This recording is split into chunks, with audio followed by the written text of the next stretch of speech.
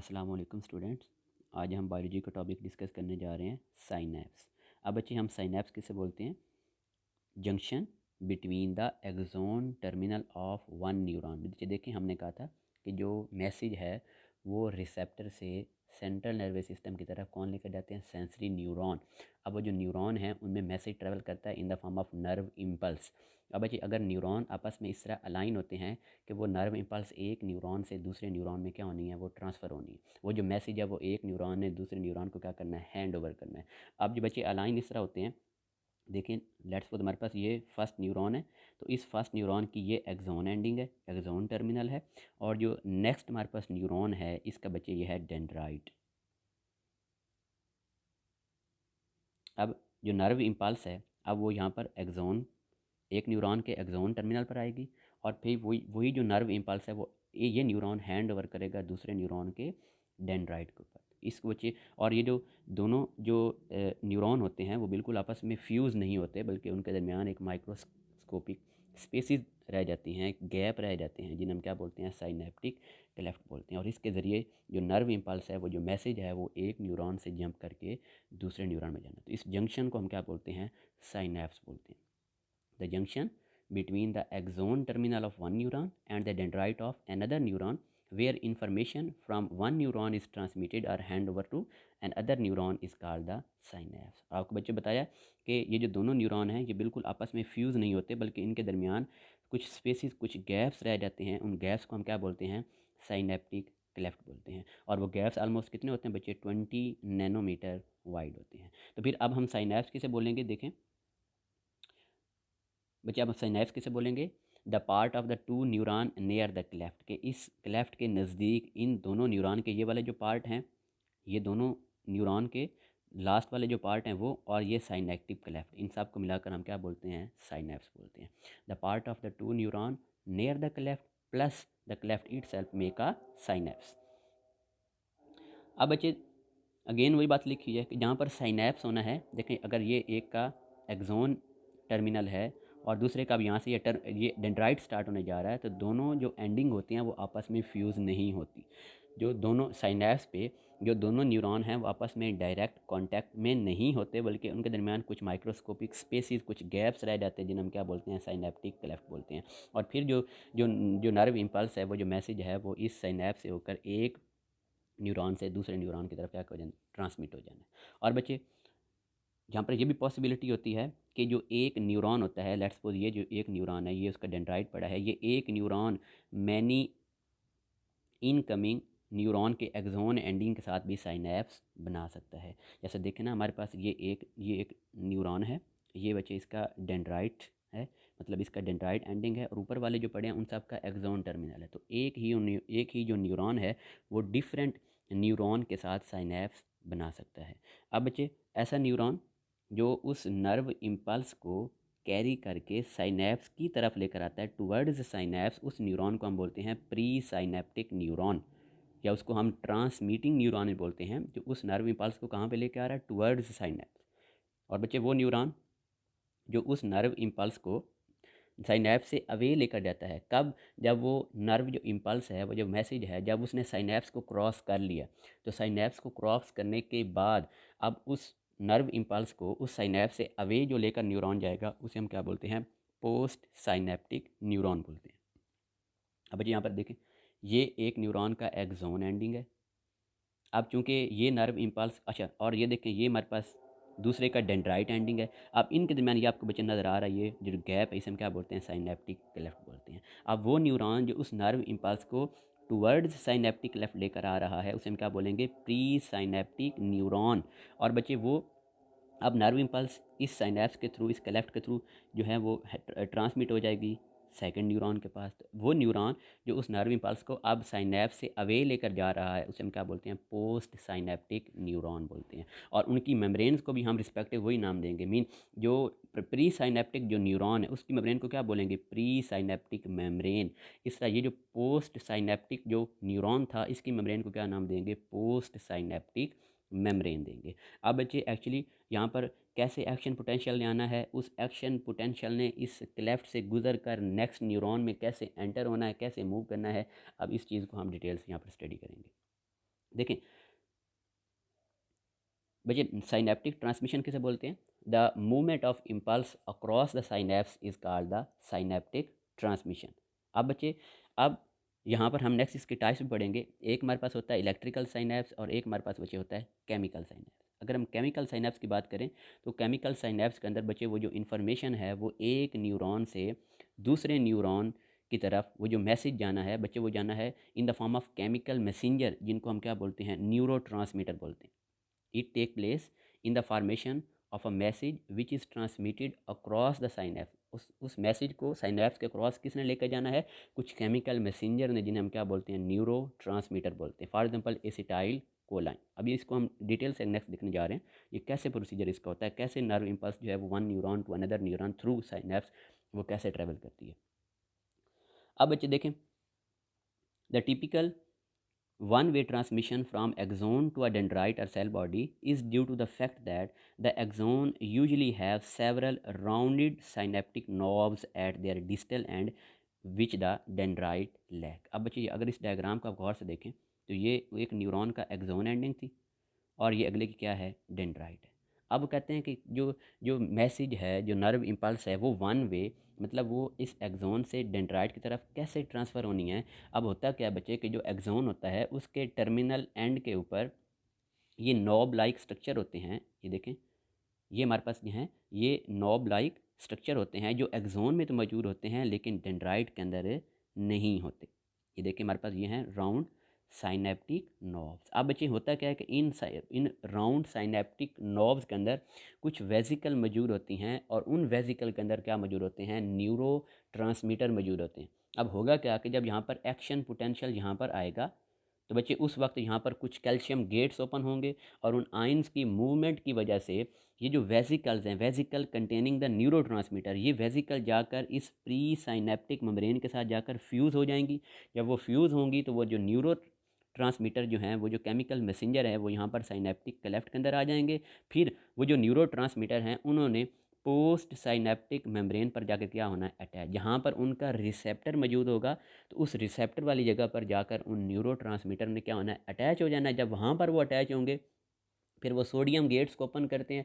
वो फिर सोडियम जब उनके इनवर्ड ट्रेवल करता है तो उसकी वजह से अब पोस्ट साइनेप्टिक मेम्ब्रेन के अंदर भी एक एक्शन पोटेंशियल जनरेट हो जाता है in the form of nerve impulse, जो आगे क्या कर जाएगा बच्चे? वो ट्रेवल कर जाएगा।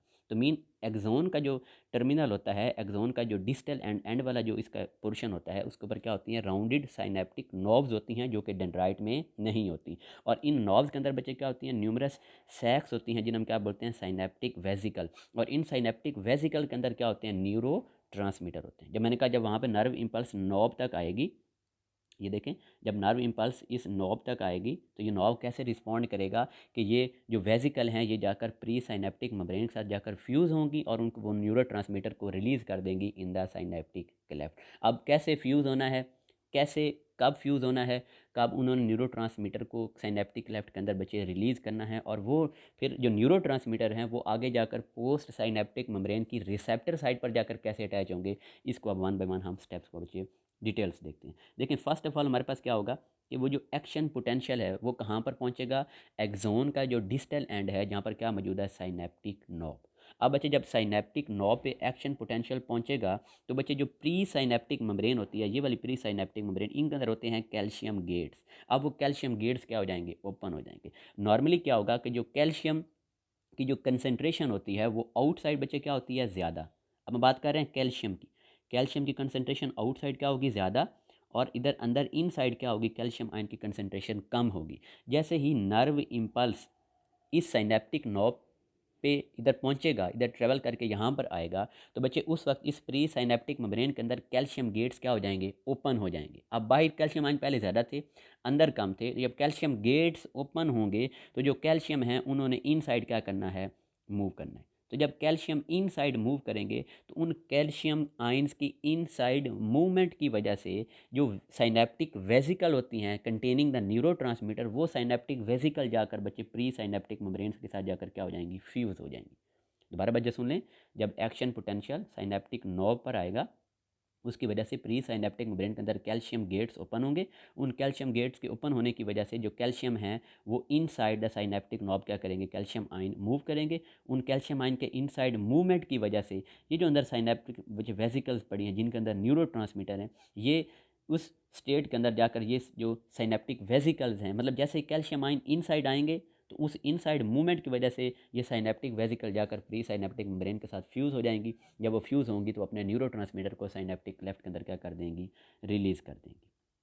ये बच्चे देखें हमारे पास कैल्शियम आयन है, उनकी नॉर्मल में जो इनसाइड जो कंसनट्रेशन होती है वो कम होती है, आउटसाइड क्या होती है, ज़्यादा होती है। जब वहाँ पर एक्शन पोटेंशियल आएगा, कैल्शियम गेट्स ओपन होंगे, तो उन कैल्शियम गेट्स ओपन होने की वजह से जो कैल्शियम है वो इनसाइड क्या करेंगे, मूव करेंगे। जैसे इनसाइड मूव करेंगे उनकी इनसाइड कंसनट्रेशन इंक्रीज़ होगी, उसकी वजह से जो साइनेप्टिक वेसिकल होंगी वो मेम्ब्रेन की तरफ मूव करेंगी। और उस जो जो वेसिकल हैं, न्यूरोट्रांसमीटर कंटेनिंग वेसिकल, वो उस प्लाज्मा मेम्ब्रेन के साथ प्री साइनेप्टिक मेम्ब्रेन के साथ जाकर फ्यूज़ होंगी। जब वो फ्यूज़ होंगी तो बच्चे अपने न्यूरोट्रांसमीटर को साइनेप्टिक क्लेफ्ट के अंदर क्या कर देंगी, रिलीज़ कर देंगी। अब जब वो न्यूरोट्रांसमीटर, अब वो कहाँ पहुँच चुके हैं, साइनेप्टिक क्लेफ्ट के अंदर। अब उन्होंने जाकर बाइंड करना है पोस्ट साइनेप्टिक मेम्ब्रेन से। एक्चुअली होता क्या है कि बच्चे जो पोस्ट सेल साइनेप जो सरफेस मेम्ब्रेन है, ये पोस्ट साइनेप्टिक मेम्ब्रेन है, उस पर बच्चे होते हैं रिसेप्टर मॉलिक्यूल। जहाँ जहाँ पे उस न्यूरोट्रांसमीटर का रिसेप्टर होगा वहाँ पर जाकर वो न्यूरोट्रांसमीटर अटैच हो जाएगा। देखें अब वेसिकल फ्यूज़ हो गई थी। अब देखें यहाँ पर बच्चे ये सारे क्या आ चुके हैं, ये दरमियान में ये हमारे पास न्यूरोट्रांसमीटर है। अब इन न्यूरोट्रांसमीटर का इधर पोस्ट साइनेप्टिक मेम्ब्रेन के ऊपर ये देखें ऐसे रिसेप्टर पड़े हैं, रिसेप्टर साइट्स होती हैं। तो ये न्यूरोट्रांसमीटर ने अब जाकर उन रिसेप्टर साइट से जाकर क्या हो जाना है, अटैच हो जाना है। अब बच्चे जैसे ही वो न्यूरोट्रांसमीटर अपने रिसेप्टर से क्या होते हैं, पोस्ट साइनेप्टिक न्यूरॉन रिसेप्टर से जाकर अटैच होंगे, तो उस अटैचमेंट की वजह से पोस्ट साइनेप्टिक मेम्ब्रेन के अंदर बच्चे जो सोडियम चैनल्स कुछ होते हैं वो सोडियम चैनल्स ओपन हो जाते हैं, जिसकी वजह से जो सोडियम आयन हैं वो इनसाइड मूव करेंगे पोस्ट साइनेप्टिक मेम्ब्रेन के। जब वो सोडियम आयन मतलब जैसे ही न्यूरोट्रांसमीटर ने जाकर उस रिसेप्टर साइड पे जाकर अटैच हुए, वहाँ पर सोडियम चैनल ओपन हो गए। सोडियम चैनल ओपन होने की वजह से वो जो सोडियम होगा वो पोस्ट साइनेप्टिक मेम्ब्रेन के इनसाइड क्या करेंगे, मूव करेंगे। और उनके इनसाइड मूवमेंट की वजह से वो जो पोस्ट साइनेप्टिक मेम्ब्रेन होगी बच्चे वो डीपोलराइज हो जाएगी। मैं पता है डीपोलराइज कैसे होगी कि अब उसका इनसाइड पॉजिटिव हो जाएगा और आउटसाइड नेगेटिव हो जाएगा। और ये किस चीज़ की इंडिकेशन है कि यहाँ पर क्या जनरेट हो चुकी है, यहाँ पर नर्व इम्पल्स जनरेट हो चुकी है। यहाँ पर बच्चे जो वो डीपोलराइजेशन हो चुकी है, यहाँ पर जो पोलैरिटी है वो चेंज हो चुकी है और यहाँ पर पोटेंशियल डिफरेंस जो है वो डिवेलप हो चुका है। अब ऐसा अब अगर तो बच्चे जो एक्शन पोटेंशियल जो आया था, अब वो अगर इतना स्ट्रांग हो कि उस एक्शन पोटेंशियल की वजह से अब उसका लेवल जो है वो थ्रेश होल्ड से भी क्या हो, ज़्यादा हो। जो थ्रेश होल्ड हमने लेवल स्टिमुलस कहा था, अगर उससे उसका लेवल ज़्यादा हो तो फिर पोस्ट साइनेप्टिक मेम्ब्रेन के अंदर भी एक एक्शन पोटेंशियल जनरेट हो जाएगा।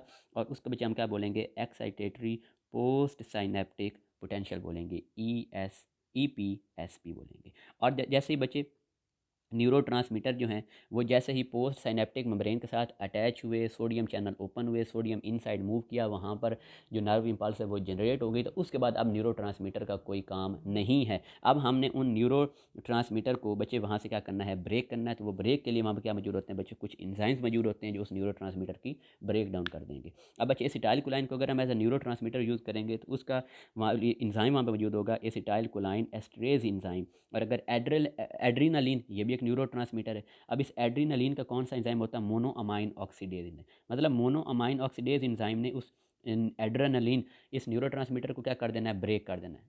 और अगर वहाँ पे acetylcholine as a neurotransmitter काम कर रहा है तो उसका भी वहाँ पर एंजाइम मौजूद है जिसने उस एसिटाइल कोलाइन को क्या कर देना है, वहाँ से उसको रिमूव कर देना है, उसको उसको डिग्रेड कर देना है। अब बच्चे डिग्रेडेशन ज़रूरी क्यों, हमें अभी देखेंगे भी सही नेक्स्ट जाकर कि वो इसलिए कि अगर वो पोस्ट साइनेप्टिक मेम्ब्रेन के साथ परमानेंटली अगर न्यूरोट्रांसमीटर अटैच रहेंगे, वो परमानेंटली सोडियम चैनल को ओपन रखेंगे और फिर जो पोस्ट साइनेप्टिक मेम्ब्रेन है वो परमानेंटली क्या रहेगी, वो डीपोलराइज ही रहेगी। हालांकि हमें ऐसा नहीं चाहिए। तो इस वजह से वहाँ पर जो एंजाइम होते हैं वो उस न्यूरोट्रांसमीटर का जैसे ही काम हो गया, जैसे रिसेप्टर साइड से वो बाइंड हो गया, जैसे action potential post synaptic brain के अंदर डेवलप हो गया, उसके बाद वो एंजाइम क्या करेंगे, उसको बच्चे डिग्रेड कर देंगे। यहाँ पर देखें वन बाय वन हम देखते हैं। फर्स्ट ऑफ ऑल बच्चे यहाँ पर देखें एक्शन पोटेंशियल है वो साइनेप्टिक नॉब पे पहुँच चुका है। अब देखें आउटसाइड इनसाइड पॉजिटिव है, आउटसाइड नेगेटिव है। जैसे वहाँ पर पहुँचा देखें ये जो कैल्शियम आयन, अगर आप गौर से देखें तो कैल्शियम आयन वो इनसाइड क्या कर रहे हैं, मूव कर रहे हैं। उनके इनसाइड मूव करने की वजह से जो साइनेप्टिक वेजिकल होती हैं बच्चे, वो जाकर प्री साइनेप्टिक मेम्ब्रेन के साथ क्या हो गई हैं, फ्यूज़ हो गई। जब वो फ्यूज़ होंगी तो बच्चे जो जो एसिटाइलकोलाइन जो न्यूरोट्रांसमीटर है वो साइनेप्टिक क्लेफ्ट के अंदर क्या हो गए हैं, रिलीज़ हो गए। जब वो साइनेप्टिक क्लेफ्ट के अंदर रिलीज़ हो चुके हैं, अब पोस्ट साइनेप्टिक मेम्ब्रेन पर उनकी क्या मौजूद है, बाइंडिंग साइट मौजूद है, रिसेप्टर मौजूद है। अब बच्चे अब वो जो एसिटाइलकोलाइन जब उस रिसेप्टर के साथ जाकर अटैच होंगे तो वहाँ पर कैल्शियम गेट्स ओपन हो जाएंगे, कैल्शियम आयन चैनल ओपन हो जाएंगे। अब उन कैल्शियम आयन चैनल के ओपन होने की वजह से सोडियम आयन जो चैनल है वो ओपन हो जाएंगे, और उन सोडियम आयन चैनल के ओपन होने की वजह से जो सोडियम होते हैं बच्चे, वो पोस्ट साइनेप्टिक मेम्ब्रेन के इन साइड क्या कर देते हैं, मूव कर देते हैं। और उनके इन साइड मूवमेंट की वजह से जो पोस्ट साइनेप्टिक मेम्ब्रेन होती है ये वाली बच्चे, ये भी क्या हो जाएगी, डीपोलराइज हो जाएगी, और वहाँ पर एक्शन पोटेंशियल जनरेट हो जाएगा। नेक्स्ट बच्चे हम देखें न्यूरोट्रांसमीटर हमारे पास क्या होते हैं कि बच्चे जो साइनेप्टिक नॉब के अंदर जो प्री साइनेप्टिक जो साइनेप्टिक हमारे पास जो नॉब्स मौजूद हैं बच्चे, उनके अंदर कुछ वेजिकल मौजूद होते हैं, और उन वेजिकल के इनसाइड क्या मौजूद होते हैं, न्यूरो ट्रांसमीटर मौजूद होते हैं। और बच्चे more than 40 different types of neurotransmitter substance have been known. अब इसमें से अगर हम बात करें तो बच्चे noradrenaline and acetylcholine, these are found throughout the nervous system, whereas such others such as dopamine, glutamic acid, gamma aminobutyric acid जिसको गैबा भी बोलते हैं, occur only in the brain. ये सिर्फ और सिर्फ ब्रेन में एज अ न्यूरोट्रांसमीटर काम करेंगे, और पूरे नर्वस सिस्टम के अंदर कौन काम करेंगे, एसिटाइलकोलाइन और non adrenaline. And we will concentrate on the synapse that use acetylcholine as neurotransmitter substance, and these are known as the cholinergic synapse। मतलब हमने उन ज़्यादातर साइनेप्स को डिस्कस करना है जहाँ पर एसिटाइलकोलाइन एक्ट कर रहा है एज अ न्यूरोट्रांसमीटर। अब बच्चे देखें यहाँ पर अगेन बच्चे सब कुछ वही डिस्कस दोबारा दोबारा हो रहा है। हमें पता है कि जब बच्चे एक्शन पोटेंशियल उस एक्सोन के टर्मिनल के ऊपर पहुंचेगा तो बच्चे वहाँ पर जो लोकल सर्किट्स होते हैं वो नेक्स्ट पीस ऑफ मेम्ब्रेन को क्या कर देते हैं, डीपोलराइज कर देते हैं। जब वो डीपोलराइज होंगे तो वहाँ पर बच्चे वही वोल्टेज गेटेड सोडियम आयन के जो गेट्स होते हैं वो क्या हो जाते हैं, ओपन हो जाते हैं। जब हम नॉर्मल बात कर रहे हैं, और जो हमने कहा था ना कि एक ही न्यूरॉन के जो मेम्ब्रेन के अंदर जो एक जगह से दूसरी जगह नेक्स्ट आगे जो नर्व जो इम्पल्स है वो ट्रैवल करके जाती है, तो उसकी बात कर रहे हैं जो हमने लास्ट टाइम पढ़ा था। मेम्ब्रेन रेस्टिंग मेम्ब्रेन पोटेंशियल पढ़ा था और एक्शन मेम्ब्रेन पोटेंशियल पढ़ा था। जो उसकी बात कर रहे हैं कि जब हमने वहाँ पर कहा था कि एक्शन पोटेंशियल कब जनरेट होता था, जब वो सोडियम आयन के जो वोल्टेज गेटेड जो चैनल हैं जब वो ओपन होते थे, सोडियम इनसाइड मूव कर जाता था, तो इनसाइड पॉजिटिव आउटसाइड नेगेटिव हम बोलते थे, वहाँ पर क्या पहुँच चुका है, एक्शन पोटेंशियल वो भी क्या कर जाता था, ट्रेवल कर जाता था। लेकिन अब हम चूँकि पढ़ने जा रहे हैं कि अब एक न्यूरॉन से नेक्स्ट न्यूरॉन कैसे पहुँचेगा, तो बच्चे वो थ्रू साइनेप्स पहुँचेगा। अब बच्चे यहाँ पर अगेन सब कुछ वही लिखा हुआ है कि प्री साइनेप्टिक जो न्यूरॉन होता है उसके एंड के ऊपर क्या मौजूद होते हैं, साइनेप्टिक क्लेफ्ट मौजूद होते हैं। जब वहाँ पर एक्शन पोटेंशियल पहुँचता है तो वहाँ पर बच्चे calcium ion voltage gated channel क्या हो जाते हैं, ओपन हो जाते हैं। वहाँ पे कहता है सिर्फ कैल्शियम आयन के जो गेट्स हैं सिर्फ वो ओपन नहीं होते, बल्कि साथ में कुछ सोडियम आयन्स के गेट्स भी ओपन हो जाते हैं, और वो दोनों जो हैं वो प्री साइनेप्टिक न्यूरॉन के साइटोप्लाज्म के अंदर क्या कर जाते हैं, डिफ्यूज़ कर। हमें कहा था ना कि जब जैसे कैल्शियम इनसाइड डिफ्यूज़ करता है तो उसकी वजह से वो जो साइनेप्टिक वेजिकल होती हैं वो प्री साइनेप्टिक मेम्ब्रेन के साथ जाकर क्या कर जाती हैं, फ्यूज़ कर जाती हैं। अब बच्चे आप क्या कहते हैं, एक्चुअली वो साइटोप्लाज्म के अंदर वो इतने ज़्यादा मौजूद नहीं होते, लेकिन जो जो टिश्यू फ्लूइड होता है सराउंडिंग द साइनेप्स उनके अंदर कंसनट्रेशन क्या हो जाती है, ज़्यादा, तो जिसकी वजह से वहाँ पर एक स्टीप इलेक्ट्रोकेमिकल ग्रेडियंट जनरेट हो जाता है। अब बच्चे जैसे ही कैल्शियम आयन इन्फ्लक्स होगा, जैसे वो इनसाइड मूव करेंगे तो उसकी वजह से वेजिकल कंटेनिंग एसिटाइलकोलाइन वो जो हैं वो प्री साइनेप्टिक मेम्ब्रेन के साथ जाकर फ्यूज़ हो जाएंगी। जैसे ही फ्यूज़ हो जाएंगी तो बच्चे उनसे न्यूरो ट्रांसमीटर वो एसिटाइलकोलाइन निकल कर कहाँ पर जाएंगे, साइनेप्टिक क्लेफ्ट के अंदर आ जाएंगे। और बच्चे एक्शन पोटेंशियल वहाँ पर पहुँचना और उसके बाद वेजिकल का फ्यूज़ होना और वहाँ पर जो न्यूरो ट्रांसमीटर हैं उनका वहाँ पर रिलीज़ होना, ये बच्चे जो काम है ये जस्ट कितने सेकंड के अंदर होगा। अच्छा, और उसके अलावा इस टाइल को जो न्यूरो जो साइनेप्टिक वेजिकल है जब वो प्री साइनेप्टिक ब्रेन के साथ जाकर फ्यूज़ होगी तो वहाँ पर कितने स्टाइलकोलाइन के मॉलिक्यूल जो हैं वो बच्चे रिलीज़ होंगे, 10,000 मॉलिक्यूल। एक वेजिकल के अंदर ऑलमोस्ट कितने स्टाइलकोलाइन होती हैं, 10,000 मॉलिक्यूल ऑफ स्टाइलकोलाइन। और वो साइनेप्टिक क्लेफ्ट के अंदर क्या होंगे बच्चे, वो रिलीज़ हो जाएंगे, और उनको साइनेप्टिक क्लेफ्ट के अक्रॉस मूव करने में कितना टाइम लगेगा, जस्ट 0.5 मिली सेकेंड। मीन देखना जैसे ये एक्सोन ये नॉब था, इस नॉब पे एक्शन पोटेंशियल पहुंचा, ये वेजिकल थी, ये जाकर इधर फ्यूज़ हुई, यहाँ पर ये साइनेप्टिक क्लेफ्ट के अंदर इस एसिटाइलकोलाइन कितने आएंगे, एक वेजिकल के अंदर कितने 10,000 मॉलिक्यूल, वो इधर आएंगे और फिर साइनेप्टिक क्लेफ्ट के अक्रॉस मूव करके उन्हें पोस्ट साइनेप्टिक मेम्ब्रेन तक पहुँचने में कितना टाइम लगेगा, 0.5 मिली सेकेंड लगेंगे। बच्चे ये डायग्राम के अंदर भी अगेन वही दिखाया गया है। ये हमारे पास जो ग्रीन कलर के हैं ये लार्ज नंबर ऑफ माइटोकॉन्ड्रिया मौजूद हैं, और बच्चे ये साथ में जो ब्लू कलर के आपको नज़र आ रहे हैं ये वही जो है वो साइनेप्टिक वेसिकल हैं जिनके अंदर क्या पड़े हैं, न्यूरो ट्रांसमीटर पड़े हुए हैं। अब बच्चे यहाँ पर अगेन वही बात, अच्छा देखें, अब यहाँ पर एक्सप्लेन किया गया है बच्चे कि जब न्यूरो ट्रांसमीटर जब वो साइनेप्टिक क्लेफ्ट को क्रॉस करके बच्चे वो कहाँ पहुँच चुके हैं, पोस्ट साइनेप्टिक मेम्ब्रेन, और उस पोस्ट साइनेप्टिक मेम्ब्रेन के अंदर क्या होती हैं, रिसेप्टर प्रोटीन होती हैं। अब होता है बच्चे का कि रिसेप्टर प्रोटीन का जो एक पोर्शन होता है ना, वो एसिटाइल कोलाइन के पोर्शन के कंप्लीमेंट्री होता है। जैसे आप डीएनए के अंदर पढ़ते हैं ना कि वो जो बेसिस आपस में कंप्लीमेंट्री होती हैं, जैसे गवानीन जो है वो साइटोसिन के कंप्लीमेंट्री, उन्होंने आपस में बच्चे बाइंड करना होता है। इस तरह जो एडिनिन है वो थाइमिन से करती है। तो इसी तरह मतलब जो एसिटाइल कोलाइन न्यूरो जो आ रहा है ना, उस न्यूरो का जो पोर्शन होगा वो अपनी रिसेप्टर साइड से क्या होगा, कंप्लीमेंट्री होगा। अगर वो कंप्लीमेंट्री होगा तो इसी वजह से एसिटाइल कोलाइन जो है वो टेम्पोरेली वहाँ पर जाकर रिसेप्टर साइड पर क्या हो जाएगा, बाइंड हो जाएगा। हमने कहा था जैसे वहाँ पर वो बाइंड होगा तो बच्चे वो जो रिसेप्टर प्रोटीन है उसकी शेप चेंज होगी, जिसकी वजह से सोडियम चैनल ओपन हो जाएंगे और सोडियम आइन inside the post synaptic membrane वो डिफ्यूज़ होंगे, जिसकी वजह से वहाँ पर वो उसकी डीपोलराइजेशन होगी, वहाँ पर एक्शन पोटेंशियल जनरेट हो जाएगा। अब बच्चे अगेन यहाँ पर वही लिखा हुआ है कि जो सोडियम आइन है जब वो inside the cytoplasm of the post synaptic neuron जब वो मूव करेंगे तो उस वजह से उसकी मेम्ब्रेन क्या कर देंगे, डीपोलराइज कर देंगे। अब बच्चे यहाँ पर एक पॉइंट ये समझने वाला है कि वो जो रिसेप्टर प्रोटीन है, अब उन्होंने सोडियम आयन चैनल को ओपन करना है, तो वो जो सोडियम आयन चैनल है उन्हें हम बच्चे बोलेंगे केमिकली गेटेड आयन चैनल, क्योंकि वहाँ पर उनको कोई पोटेंशियल डिफरेंस की वजह से वो चैनल ओपन नहीं हो रहे, बल्कि वो न्यूरो वो केमिकल मैसेंजर की वजह से वो सोडियम आयन चैनल ओपन हो रहे हैं। तो इस वजह से उनको क्या बोलेंगे, केमिकली गेटेड आयन चैनल। उनको हमने वोल्टेज जो है वो गेटेड आयन चैनल हमने नहीं कहना। मैं सोडियम की दोबारा बच्चे बात कर रहा हूँ।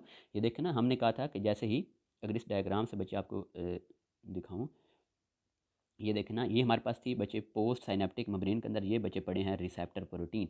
अब रिसेप्टर प्रोटीन के अंदर जो सोडियम आयन चैनल है वो ओपन कब होंगे, जब यहाँ पर न्यूरो पहुँचेंगे, मतलब केमिकल पहुँचेंगे। तो फिर इन चैनल को हम बोलेंगे केमिकल गेटेड आयन चैनल। इनको हमने वोल्टेज गेटेड आयन चैनल नहीं कहना। ये जो पोस्ट साइनेप्टिक मेम्ब्रेन के अंदर जो सोडियम आयन चैनल, इन्हें हम क्या बोलेंगे, केमिकली गेटेड आयन चैनल, क्योंकि इनको कौन ओपन करवा रहा है बच्चे, वो न्यूरो करवा रहे हैं। और फिर हमने कहा था अगर, मैंने कहा था एसिटाइल कोलाइन अगर वहाँ पक्के पक्के अटैच हो गए, उनको इंजाइम ब्रेक ना करें, अगर वो पोस्ट साइनेप्टिक मेम्ब्रेन से परमानेंटली अगर वो अटैच हो जाएंगे तो उसकी वजह से सोडियम जो चैनल है वो भी परमानेंटली ओपन रहेंगे, जिसकी वजह से जो पोस्ट साइनेप्टिक मेम्ब्रेन होगी वो परमानेंटली क्या हो जाएगी, डीपोलराइज हो जाएगी। हालांकि हमने ऐसा नहीं होने देना, हमने एसिटाइल कोलाइन को रिसाइकल करना है। कैसे रिसाइकल करेंगे, वहाँ पर इंजाइम मौजूद होते हैं, acetyl amine acetylcholinesterase enzyme, जो उसका क्या करते हैं बच्चे, ब्रेक डाउन कर देते हैं, और ब्रेक डाउन करके बच्चे उसको किसके अंदर कन्वर्ट कर देते हैं, स्टाइल कोलाइन को एसीटेट के अंदर और साथ में कोलाइन के अंदर। अब बच्चे जो कोलाइन है अब वो अगेन कहाँ पर आती है, अगेन प्री साइनेप्टिक मेम्ब्रेन के अंदर आ जाएगी, जहाँ पर वो एसिटाइल को इंजाइम एक साथ अटैच होकर दोबारा क्या बना देगी, एसिटाइल कोलाइन। अब इस एसिटाइल कोलाइन ने बच्चे प्री साइनेप्टिक वेसिकल के अंदर दोबारा जाकर क्या हो जाना है, पैक हो जाना है। अब ये रेडी है कि नेक्स्ट एक्शन पोटेंशियल आए, यही synaptic vesicle containing neuro acetyl कोलाइन ये जाकर वहाँ पे से बाइंड हों और फिर आगे एक्शन पोटेंशियल क्या हो वो नेक्स्ट न्यूरॉन के हैंड ओवर कर दें। तो बच्चे फिर इस पूरे सीक्वेंस के अंदर के वहाँ पर एक्शन पोटेंशियल आया, और एक्शन पोटेंशियल आया, साइनेप्टिक वेसिकल वहाँ पर फ्यूज़ हुई, न्यूरो के लेफ्ट में आया, फिर पोस्ट साइनेप्टिक ब्रेन के अंदर आया, फिर इंजाइम ने उनको क्या किया, ब्रेक डाउन किया, फिर उनकी रीसाइकलिंग हुई। तो इस पूरे ड्यूरेशन मतलब एक्शन पोटेंशियल के आने और उनकी रीसाइकलिंग तक, उनकी रीफॉर्मेशन तक बच्चे कितना टाइम लगता है, 5 to 10 मिली सेकेंड लगते हैं। अब बच्चे यहाँ पर अब जब सोडियम आयन चैनल ओपन हुए तो पोस्ट साइनेप्टिक जो न्यूरॉन है उनकी क्या होनी है, डीपोलराइजेशन। अब बच्चे इस डीपोलराइजेशन की वजह से हमने कहा था कि वहाँ पर एक एक्शन पोटेंशियल जनरेट होगा। तो एक्शन पोटेंशियल सिर्फ उस वक्त जनरेट होगा अगर उसका जो पोटेंशियल डिफरेंस है वो थ्रेश होल्ड से ज़्यादा हो। हमने कहा था ना, थ्रेश होल्ड वो मिनिमम वैल्यू होती है जो जो वोल्टेज जो रिक्वायर होता है वहाँ पर एक्शन पोटेंशियल को जनरेट करने के लिए। तो अगर वो उसकी जो वैल्यू थ्रेश होल्ड से ज़्यादा है तो फिर वहाँ पर एक्शन पोटेंशियल जनरेट हो जाएगा, अगर उसकी वैल्यू कम है तो फिर एक्शन पोटेंशियल जनरेट नहीं होगा। अब बच्चे अब किसी एक्शन पोटेंशियल के जनरेट होने के कितने चांस होते हैं बच्चे, ये डिपेंड करता है कि अगर वहाँ पर जो पोस्ट साइनेप्टिक न्यूरॉन है, अगर वहाँ पर जो इम्पल्स है वो अगर एक से ज़्यादा प्री साइनेप्टिक न्यूरॉन, अगर एक से ज़्यादा प्री साइनेप्टिक न्यूरॉन उस नर्व इम्पल्स को भेजेंगे पोस्ट साइनेप्टिक न्यूरॉन के पास, जितने ज़्यादा acetylcholine at the same time release होंगे तो वहाँ पर एक्शन पोटेंशियल जनरेट होने के चांस भी उतने ज़्यादा होंगे। अब उसके बाद बच्चे जो ज़्यादातर जो साइनेप्स की रिसर्चेज की गई हैं वो बिटवीन न्यूरॉन नहीं की गई, वो ज़्यादातर जो रिसर्च की गई है वो की गई है between motor neuron and muscle. बच्चे मोटर न्यूरॉन और मसल के दरमियान में क्या मौजूद होते हैं, साइनेप्स मौजूद होते हैं, और उन साइनेप्स को हम क्या बोलते हैं, न्यूरो मस्कुलर जंक्शन बोलते हैं। और ये हम बच्चे चैप्टर मसल एंड मूवमेंट के अंदर, हम स्पोर्ट एंड मूवमेंट के अंदर ये हम बच्चे डिटेल से पढ़ चुके हैं कि कैसे वहाँ पर मोटर न्यूरॉन नर्व इम्पल्स को कैरी करके ले आके आते थे और फिर वो मसल फाइबर के पास पहुँचती, फिर अलॉन्ग ट्रेवल करके वहाँ पे भी हमने कहा था वो कैल्शियम गेट्स ओपन होते हैं, वो कैल्शियम आयन जो है सार्कोप्लाज्म के अंदर आते हैं, वो ट्रोपोनिन से अटैच होते हैं, ट्रोपोनिन मूव करती है, जो एक्टिन जो थिन फिलामेंट उसकी बाइंडिंग साइड क्या होती थी, एक्सपोज होती थी, आकर मायोसिन के हेड अटैच होते थे और मसल की कॉन्ट्रैक्शन हो जाती थी। तो मीन वहाँ पर भी ये न्यूरोमस्कुलर जंक्शन वो मौजूद है। अब बच्चे यहाँ पर देखें ये हमारी रिसेप्टर साइट है। अब ये जो रिसेप्टर एसिटाइलकोलाइन जो रिसेप्टर है बच्चे, ये 5 डिफरेंट प्रोटीन सब यूनिट से मिलकर बनी है, 1 2 3 4 5, ये देखें 1 2 ये 3 4 और 5, और इनके अंदर आपको अगर नज़र आ रहे हैं तो बच्चे जो 2 हैं प्रोटीन हैं वो जस्ट एक्ट कर रही हैं एज ये देखें, ये यहाँ पर ये भी, ये बच्चे जो 2 प्रोटीन के सब यूनिट हैं ये उस एसिटाइलकोलाइन की बाइंडिंग साइट हैं, उसकी रिसेप्टर साइट है। जब वहाँ पर जाकर एसिटाइलकोलाइन जो है वो जब वो अटैच हो जाएगा तो बच्चे इसकी जो शेप है रिसेप्टर साइट की वो क्या हो जाएगी, चेंज। उस रिसेप्टर साइट की शेप को चेंज होने की वजह से ये देखें ये जो सोडियम आयन चैनल है बच्चे वो क्या हो गए, ओपन हो गए, जिसकी वजह से जो सोडियम आयन है वो इन साइड पोस्ट सिनेप्टिक मूवमेंट क्या कर जाएंगे, वो मूव कर जाएंगे। उसके अलावा बच्चे ये जो रिसेप्टर जो साइट जो प्रोटीन होती है उन पर नेगेटिव चार्ज मौजूद होता है, क्योंकि इनके अंदर बच्चे मौजूद होते हैं नेगेटिवली चार्ज अमाइनो एसिड, और अब चूंकि उन पर नेगेटिव चार्ज है तो वो सोडियम आयन को और अपनी तरफ क्या करती हैं, अट्रैक्ट करती है। अब अपनी तरफ अट्रैक्ट करेंगी तो सोडियम आयन मूव करके के चले जाएंगे पोस्ट साइनेप्टिक मेम्ब्रेन के अंदर, वहाँ पर जाकर एक्शन पोटेंशियल को जनरेट करेंगे।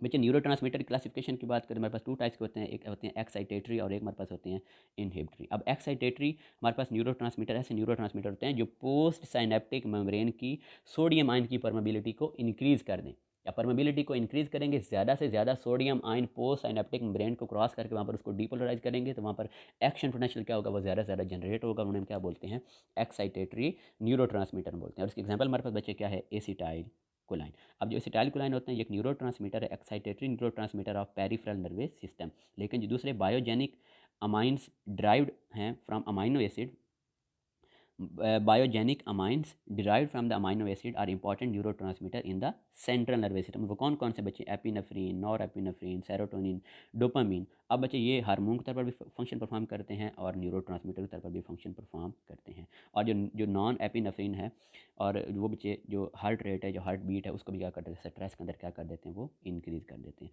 उसके बच्चे जो सेरोटोनिन है और डोपामीन है वो स्लीप को अफेक्ट करते हैं, मूड, अटेंशन और लर्निंग। अब कुछ न्यूरो ट्रांसमीटर बच्चे वो क्या होते हैं, वो इनहिबिटरी फंक्शन होते हैं। अब इनहिबिटरी क्या करेंगे कि वो सोडियम आयन्स की जो परमेबिलिटी है, मतलब जो पोस्ट साइनेप्टिक मेम्ब्रेन है उसकी सोडियम आयन के लिए परमेबिलिटी क्या कर देते हैं, डिक्रीज़ कर देते हैं। अब अगर परमेबिलिटी को डिक्रीज़ करेंगे तो ज़्यादा सोडियम आयन जो है वो आगे मूव नहीं करेंगे।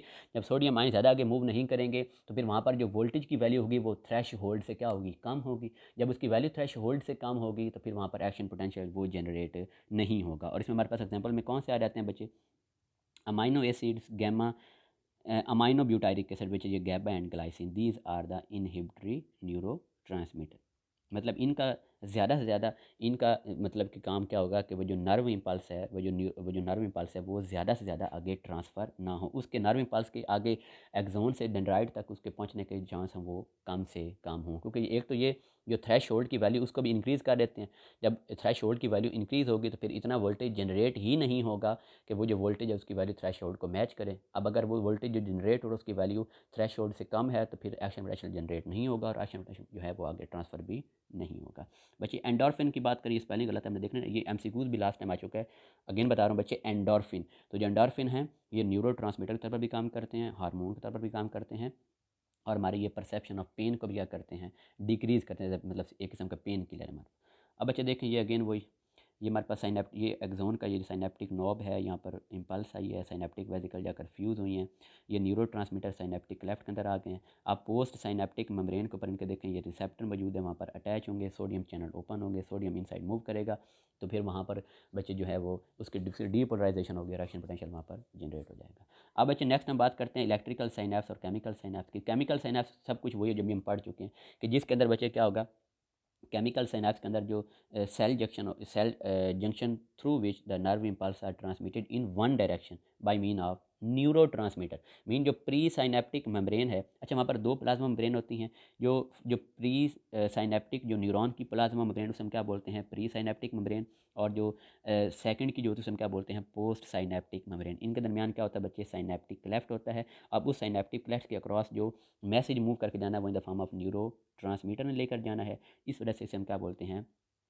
केमिकल साइनेप्स बोलते हैं। मीन अगर अगर उस साइनेप्स के अक्रॉस जो मैसेज है ना, अगर वो थ्रू जाता है न्यूरो ट्रांसमीटर और वन डायरेक्शन में जाता है तो उसे हम क्या बोलते हैं, केमिकल साइनेप्स बोलते हैं। नेक्स्ट बच्चे हम बात करते हैं, ये देखिए ये वो जो हम सबको जो पीछे पढ़ के आ चुके हैं, ये axon terminal synaptic vesicle fusion हुई है, न्यूरो ट्रांसमीटर है, रिसेप्टर के साथ जाकर अटैच हुए, परमेबिलिटी को चेंज कर दिया, डीपोलराइजेशन होगी, सब कुछ वही है। तो चूँकि यहाँ पर बच्चे केमिकल मैसेंजर यूज़ हो रहे हैं, मीन न्यूरो ट्रांसमीटर यूज़ हो रहे हैं, तो इस वजह से हम क्या बोलते हैं, केमिकल साइनेप्स बोलते हैं। अब बात करते हैं इलेक्ट्रिकल साइनेप्स की। अब बच्चे इलेक्ट्रिकल साइनेप्स के अंदर एक्चुअली क्या होता है कि यहाँ पर न्यूरो ट्रांसमीटर यूज़ नहीं होते, बल्कि यहाँ पर उन नर्व सेल के दरमियान जो जंक्शन है उसके अक्रॉस जो नर्व इम्पल्स ने जो ट्रांसमिशन होनी है बच्चे, वो होनी है बाय मीन्स ऑफ आइन्स। क्योंकि वो आयन के जरिए हो रही है, इसे हम क्या बोलते हैं, इलेक्ट्रिकल साइनेप्स। केमिकल साइनेप्स में वो किसके जरिए हो रही थी, केमिकल के जरिए, मीन वो न्यूरो ट्रांसमीटर केमिकल मैसेंजर के थ्रू हो रही थी। लेकिन यहाँ पर इलेक्ट्रिकल साइनेप्स में वो नर्व इम्पल्स आगे बच्चे कैसे ट्रांसफर हो रही है, थ्रू आइन्स।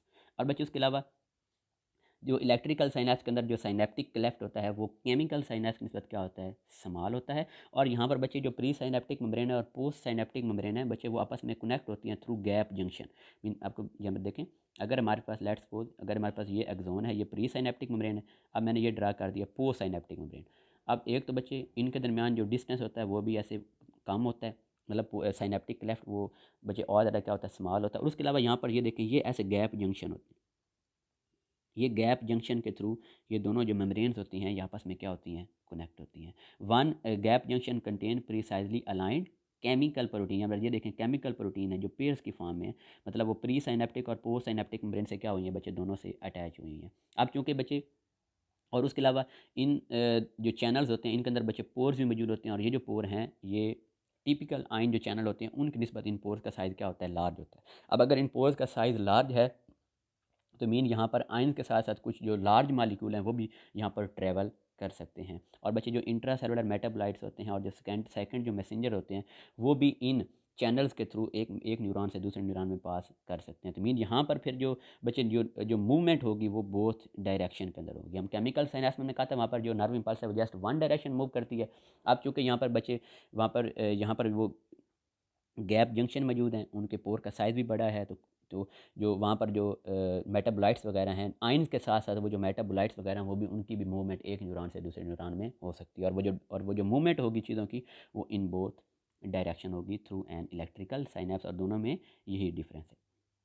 उसके बच्चे स्पीड ऑफ एक्शन पोटेंशियल की बात करें तो यहाँ पर जो स्पीड ऑफ एक्शन पोटेंशियल होती है वो बहुत ज़्यादा होती है। And electrical synapse are mainly involve in synchronising the action of a group of neuron, and the neuron in the hypothalamus contain electrical synapse firing the action potential of many neuron at the same time। कि जो hypothalamus होता है उसके अंदर बच्चे कौन सा होता है, इलेक्ट्रिकल साइनेप्स मौजूद होता है। ये देखें ये प्री साइनेप्टिक ब्रेन बच्चे वही पोस्ट साइनेप्टिक, और ये मौजूद हैं बच्चे गैप जंक्शन, ये वो चैनल मौजूद हैं हाइड्रोफिलिक चैनल जिनके थ्रू आइंस ने भी मूव करना है और उसके साथ मेटाबोलाइट्स भी मूव कर जाते हैं। अगर हम सिमिलरिटी की बात करें केमिकल साइनेप्स और इलेक्ट्रिकल साइनेप्स बच्चे दोनों के अंदर साइनेप्टिक क्लेफ्ट होते हैं। डिफरेंस की बात करें तो केमिकल साइनेप्स के अंदर वो क्लेफ्ट थोड़ा बड़ा होगा लेकिन इलेक्ट्रिकल के अंदर छोटा होगा। उसके अलावा बच्चे जो दोनों के दोनों जो इलेक्ट्रिकल साइनेप्स हों या केमिकल साइनेप्स हों तो ये दो न्यूरॉन के दरमियान नर्व इम्पल्स को ट्रांसमिट करते हैं, mean from one neuron to another neuron, या ट्रांसफर करते हैं from one neuron to another organ. For example from one neuron to muscle. तो पीछे हमने बात की थी मोटर जो न्यूरॉन है वहाँ से जो मैसेज जा रहा है मसल के पास, तो वो भी किसके थ्रू जाएगा, इलेक्ट्रिकल साइनेप्स या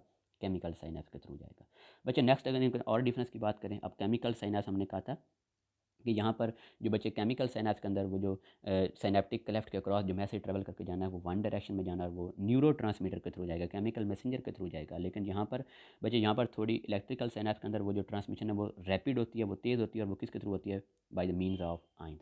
अक्रेंस की बात करें तो बच्चे जो हाई वर्टिब्रेट्स हैं उनके अंदर क्या होते हैं, केमिकल साइनेप्स। उसके अलावा जो लोअर वर्टिब्रेट्स हैं और इनवर्टिब्रेट्स हैं वहाँ पर क्या होते हैं, इलेक्ट्रिकल साइनेप्स होते हैं। मोड ऑफ ट्रांसमिशन की बात करें तो बच्चे यहाँ पर उस इम्पल्स को कौन कैरी करके लेके जा रहा है, न्यूरोट्रांसमीटर। यहाँ पर कौन कैरी करके लेके जा रहा है बच्चे, वो हमारे पास act as a the nerve impulse transmit as an electrical signal through gap junction और low resistance bridges at an electrical synapse. Mean यहाँ पर वो गैप जंक्शन मौजूद होते हैं और आयंस की शक्ल में, इलेक्ट्रिकल सिग्नल की शक्ल में वो जो नर्व इम्पल्स आगे ट्रैवल करती है।